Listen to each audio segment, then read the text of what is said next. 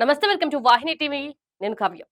So మనం చూసినాం BRS party అధికారంలోకి వచ్చిన తర్వాత డబుల్ బెడ్రూమ్ ఇస్తామని చెప్పేసి కూడా అప్పుడు హామీ ఇవ్వడం జరిగింది. అల్లుడు వస్తే ఎడవనుకుంటారు, కొడుకులు ఎడవనుకుంటారు, కోడలు ఎడవనుకుంటారు అని చెప్పేసి నానా రకాలుగా మాట్లాడింది బీఆర్ఎస్ ప్రభుత్వం.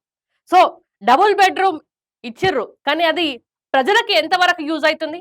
అసలు ప్రజలు ఆ డబుల్ బెడ్రూమ్లలో పోయి ఉంటురా? ఒకసారి చూద్దాం. దీనికి సంబంధించిన వార్త కూడా వచ్చింది, మనం చూద్దాం. దీనికి సంబంధించి రెవెన్యూ ఆఫీసర్‌కి సంబంధించి మీరు పోయి అడిగిర్రంట. డబుల్ బెడ్‌రూమ్‌లలో ఎవరెవరు ఉంటున్నారు? ఎంతమంది ఉంటారు? ఏంది కథ అని జెప్పేసి. సో, ఆ డబుల్ బెడ్‌రూము ఇచ్చిందేమో గాని దాంట్లో ఉండుడు లేదు, పోవుడు లేదు. ఒక్కళ్ళన్నా సక్కగా ఉంటుర్రా? ఏడిచ్చారు డబుల్ బెడ్‌రూమ్‌లు? వాళ్ళు ఉండేదెక్కడ? వాళ్ళు పనులు చేసుకునేదెక్కడ? మీరు డబుల్ బెడ్‌రూమ్ ఇచ్చేదెక్కడ? సో, ఆ వార్త వచ్చింది, ఒకసారి చూద్దాం. ఆ ఇండ్లు దూరం, అందుకే పోతలం. హైదరాబాద్‌లో అధికారులు నోటీసులకు డబుల్ బెడ్‌రూమ్ ఇండ్ల అధికారుల రిప్లై. బీఆర్ఎస్ హయాంలో సిటీకి దూరంగా ఇండ్ల నిర్మాణం, కేటాయించిన ఇండ్లలో ఉండని లబ్ధిదారులు. తాజాగా 14,000 కుటుంబాలకు నోటీసులు. 10 కిలోమీటర్ల పరిధిలో ఇండ్లు కేటాయించే యోచనలో ప్రభుత్వం. ఇప్పటి ప్రభుత్వం మంచిగా ఆలోచిస్తుంది కదా మరి. మరి మీ ప్రభుత్వానికి ఆ ఆలోచన లేకుండేనా? బీఆర్ఎస్ ప్రభుత్వానికి, కేసీఆర్ ప్రభుత్వానికి? ఎవరెవరైతే కూలీ నాలి చేసేటోళ్ళు, కాయా కష్టం చేసేటోళ్ళు ఎక్కడ పోయి ఉంటారు? కొల్లూరులో డబుల్ బెడ్‌రూమ్‌లు ఇస్తే ఇంకెక్కడ? కొల్లూరులో, రాంపల్లి, మహేశ్వరం, కుత్బుల్లాపూర్‌లో డబుల్ బెడ్‌లను ఇచ్చారు. మరి వాళ్ళు ఉండేది హైదరాబాద్‌లో. వాళ్ళు కాయ కష్టం చేసేది హైదరాబాద్‌లో.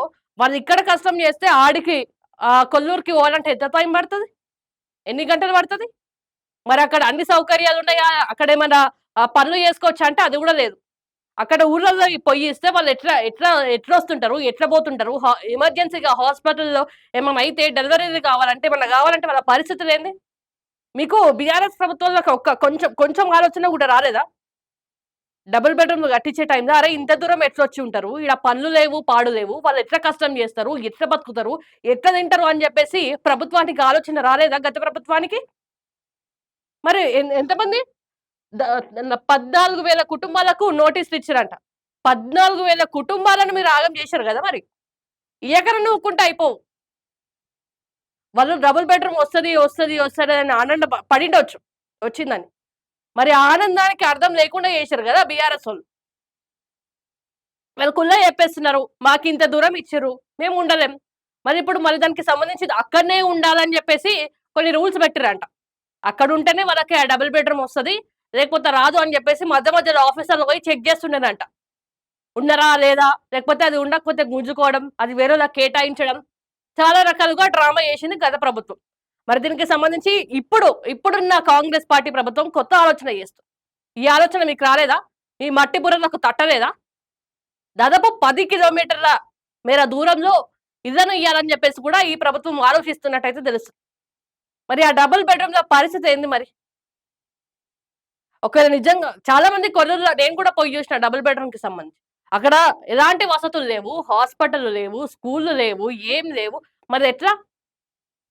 సరే వ కొం ఎంతో కొంత ఉన్నోడు మధ్య తరగతోడు పోయి బండి మీదనో ఏనో దబదబ పోతాడొచ్చు. ఆడ కనీసం ఆటో బుక్ చేసుకుందామన్నా కూడా దిక్కు లేదు గదా! మన ర్యాపిడో, ఊబర్ బుక్ చేసుకుందాం కూడా అవి కూడా రావు. మరెట్లా మరి? అట్లనే వదిలేద్దామా డబుల్ బెడ్‌రూమ్‌లకి సంబంధించి? కొంచెమన్నా ఆలోచించాలా? ప్రజలకి ఇబ్బంది కలుగుతుందా లేదా? లేకపోతే మా సైడ్ నుంచి మేము హామీ ఇచ్చేసినాం, డబుల్ బెడ్‌రూమ్ ఇస్తామని చెప్పేసినాం. అది అలా మొక్కాన కొట్టేస్తే అయిపోతది అనేసి అనుకున్నారా? మరి ఈ 14,000 మంది పరిస్థితి ఏంది? వాళ్ళు కుల్లా చెప్పేస్తున్నారు. మాకు పనికి పోవడానికి కష్టమైతుంది. మేము అక్కడ ఉండలేము. మరి వాళ్ళకి సమాధానం చెప్పాలి బీఆర్ఎస్ ప్రభుత్వము. ఇప్పుడున్న ప్రతిపక్ష బీఆర్ఎస్ పార్టీ వాళ్ళకి సమాధానం చెప్పాలి. మన బతుకులు ఆగం చేసినట్టే కదా! ఇచ్చినా ఇయ్యకుండానే పోయినట్టయిందది. ఇప్పుడు 10 కిలోమీటర్ల పరిధిలో ఇండ్లు కేటాయించే యోచనలో ఈ ప్రభుత్వం ఉన్నట్టు తెలుస్తుంది. మరి అక్కడ చాలా మట్టుకైతే డబుల్ బెడ్‌రూమ్‌లు ఖాళీ ఉన్నాయి. కొంతమంది అమ్మేసుకుంటున్నారు గూడా. మేమక్కడ ఉండలేము అని జెప్పేసి కొంతమంది అమ్మేసుకుంటున్నారు. అది మీ దృష్టికొచ్చిందో లేదో తెలవదు గానీ. సో, ఏదేమైనా గూడా ఈ డబుల్ బెడ్‌రూమ్‌లకి సంబంధించి పునరాలోచన జెయ్యాలి. మరి వాళ్ళకి ఎట్లా ఏంది పరిస్థితి?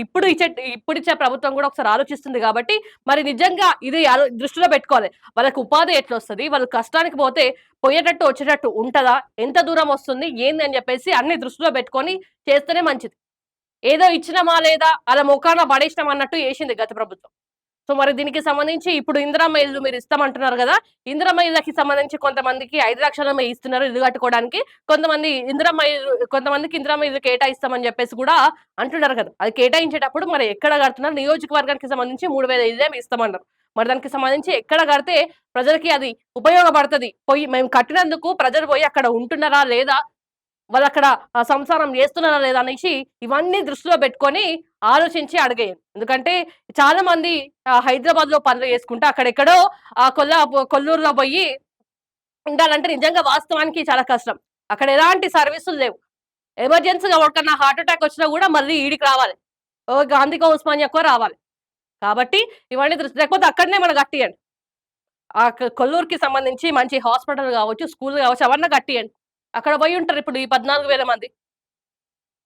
సో, దయచేసి మీరు ఇచ్చే ప్రతి పథకం గావచ్చు, మీరిచ్చే గ్యారంటీలు గావచ్చు, దీనిపైన ఒక్కసారి ఆలోచించండి. ప్రజలకి ఏ రకంగా ఉపయోగపడుతుంది? మేమిచ్చిన హామీలు అవి నెరవేరుస్తున్నాం, అయిపోతుంది, అలా మొక్కన కొట్టేస్తున్నాం అనుకోకుండా, వాళ్ళకి ఉపయోగపడుతుందా లేదా? వాళ్ళకేమైనా సమస్య వస్తుందా? మీ ద్వారా ఇంకో సమస్య వచ్చి పడుతుంది.